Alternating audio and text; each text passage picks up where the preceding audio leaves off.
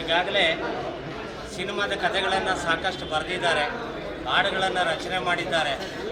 ಏನು ಸಿನಿಮಾದಲ್ಲಿ ಏನೆಲ್ಲ ನೋವುಗಳಿವೆ, ಸಂಕಟಗಳಿವೆ, ನಿರ್ಮಾಪಕರು, ನಿರ್ದೇಶಕರು, ಕ್ಯಾಮ್ರಾಮನ್ನು, ಅಸಿಸ್ಟೆಂಟಾಗಿ ಕೆಲಸ ಮಾಡ್ತಕ್ಕಂಥವರ ನೋವು ನಲಿವುಗಳೆಲ್ಲ ಗೊತ್ತಿರ್ತಕ್ಕಂಥದ್ದೇ. ಎಲ್ಲೋ ಕಡೆಗೆ ಮಂಡ್ಯ ಜಿಲ್ಲೆಯ ಭಾಷೆಯಲ್ಲಿ ಅಚ್ಚುಕಟ್ಟಾಗಿ ನಾವೇನು ಹೊರಗಡೆ ಓದೋರಲ್ಲ, ಹಳ್ಳಿ ಮರ ಮನೆ ಪಡಸಾಲೆ ಸಂಸ್ಕೃತದಲ್ಲಿರ್ತಕ್ಕಂಥ ಸಮಸ್ಯೆಗಳನ್ನು ಅತ್ಯದ್ಭುತವಾಗಿ ಚಿತ್ರಿಸಿ ನಿಮ್ಮ ಕೈ ಕೊಟ್ಟಿದ್ದೀವಿ.